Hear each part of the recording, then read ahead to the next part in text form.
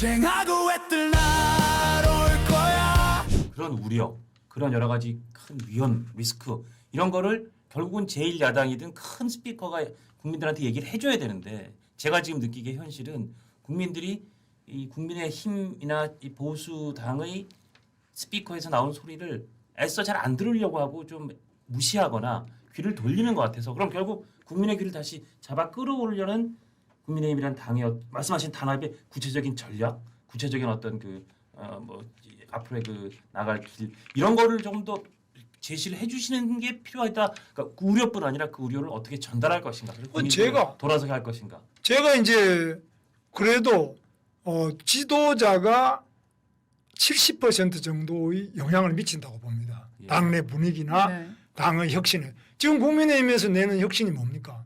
내부에 술탄 던지는 것밖에 안 하지 않습니까? 적진에 던져야 되는데 안에 참호 안에서 자꾸 던지고 있단 말이에요.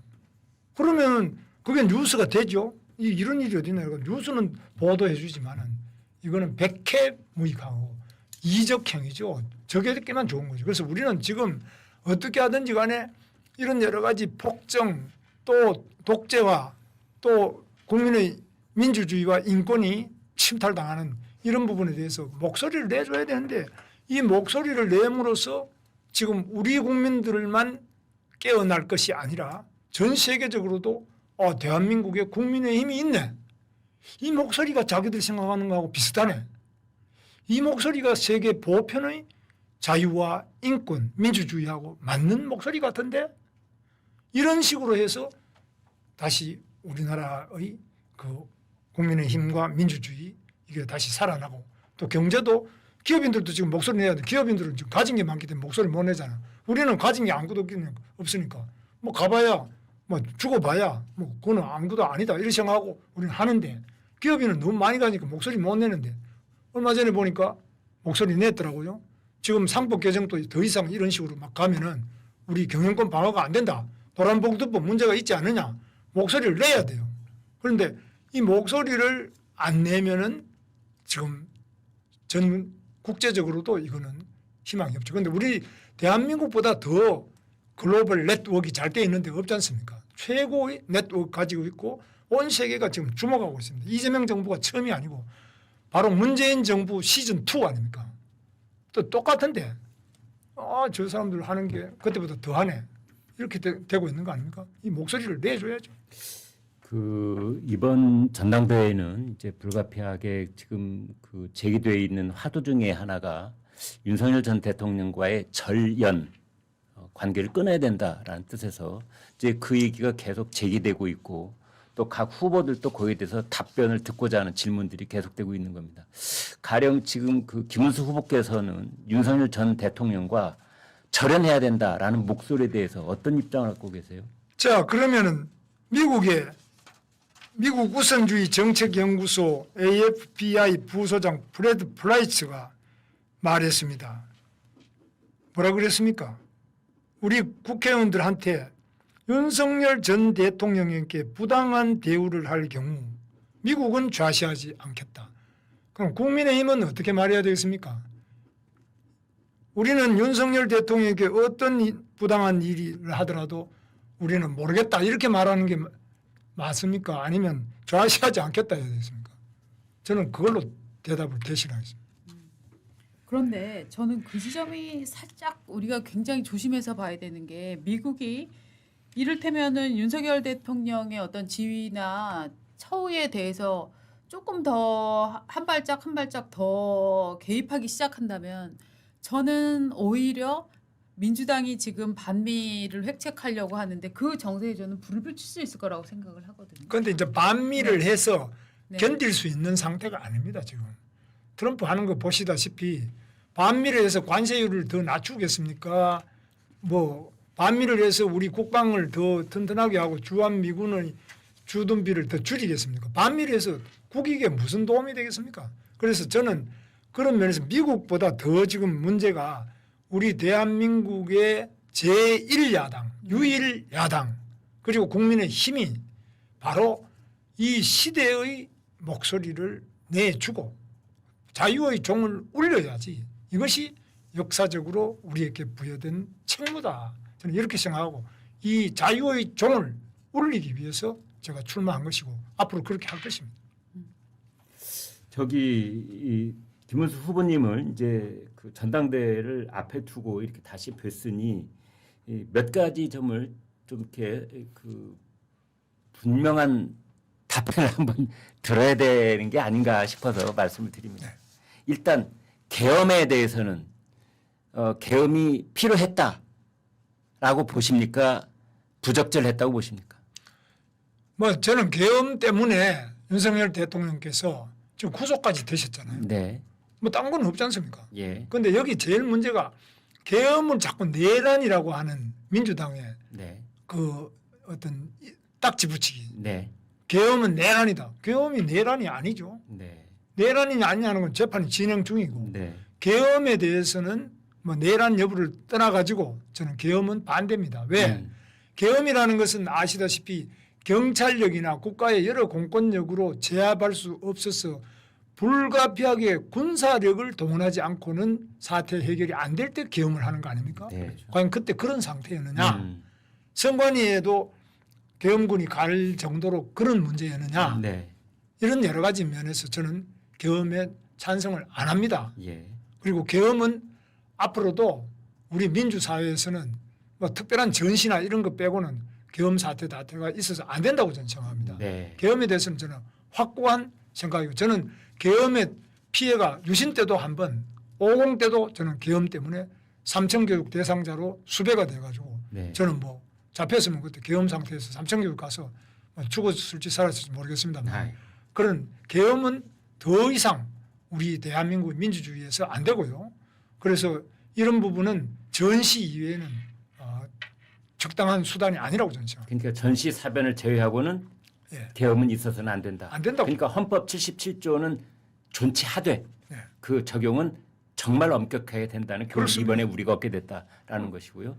그 다음에 그럼 탄핵에 대해서는 어떻게 보십니까? 대통령이 탄핵은 이제 제 생각에는 박근혜 대통령이 탄핵됐잖아요. 네. 또 이명박 대통령, 윤석열 대통령이 또 탄핵됐지 않습니까? 네. 그럼 왜 국민의힘 대통령은 뽑아놓으면 탄핵이냐? 네. 이거 좀 이상 안 합니까? 음. 이거는 첫째는 우리 의석이 나누어져서 우리가 분열했기 때문에 박근혜도 탄핵됐습니다. 아 예. 이번에도 마찬가지입니다. 107석이면 탄핵 안 시킬 수 있었잖아요. 예. 분열돼가지고 탄핵된 거 아닙니까? 네. 그래서 우리 분열이 1번이고 두 번째 민주당이 자기 의석만으로 한 것이 아니라 집요하게 장외 예. 아까 말씀드린 김민홍 촛불 행동부터 시작해가지고 온갖 그런 장외의 투쟁을 통해 가지고 국회를 둘러싸고 뭐 이런 압력을 넣고 이래서 헌법재판소도 압력 넣고 이래 가지고 탄핵을 두 번 다 성공시킨 거 아닙니까? 네. 저 사람들이 집요하게 원내만이 아니라 장외 투쟁까지 집요하게 이 윤석열을 무너뜨리고 네. 박근혜를 무너뜨려야만 거기에서 자기들 집권의 기회가 온다 이런 생각 가지고 하는데 여기에 우리 내부가 분열돼서 이루어진 것이다. 여기서 우리 내부에서 우선 생각해야 될 것은 절대로 분열은 안 된다. 우리가 어떤 경우든지 간에 정말 냉정하게 이런 것을 봐야 된다. 그러면 지금 민주당 대통령, 뭐 노무현 대통령 탄핵됐지만은 금방 또 살아났잖아요. 그래서 우리는 지금 법 쪽에도 굉장히 저 사람들이 지금 보면은 민변, 민주사회를 위한 변호사 모임, 네. 또 국제인권법 연구회, 우리법 연구회 뭐 등등 판사나 법조인들도 너무너무 많은 사람들이 저쪽에 조직된 힘으로 지금 작용하고 있죠. 그 사람도 이번에 입각을 하고 또 정부 요직에 다 들어갔습니다만 이런 사람들의 그 조직적인 역할 이런 것들이 지금 이런 탄핵 사태를 점점 더 일상화시키고 있다. 다음에 또 누가 대통령이 되든지 간에 우리 쪽에서 된다면 또 탄핵으로 나는 대응할 거로 보고 있습니다. 그러나 이것이 탄핵이 일상화되고 대한민국 대통령은 다 감옥에 가야 된다. 이것은 우리 대한민국의 국위를 위해서나 국익을 위해서나 국민을 위해서 국가를 위해서 좋지 않다고 저는 생각합니다. 그럼 그 당시에 탄핵소추안을 통과시켰으면 안 된다라고 보시는 거군요. 아니 뭐 그때 이제 이렇게 됐죠.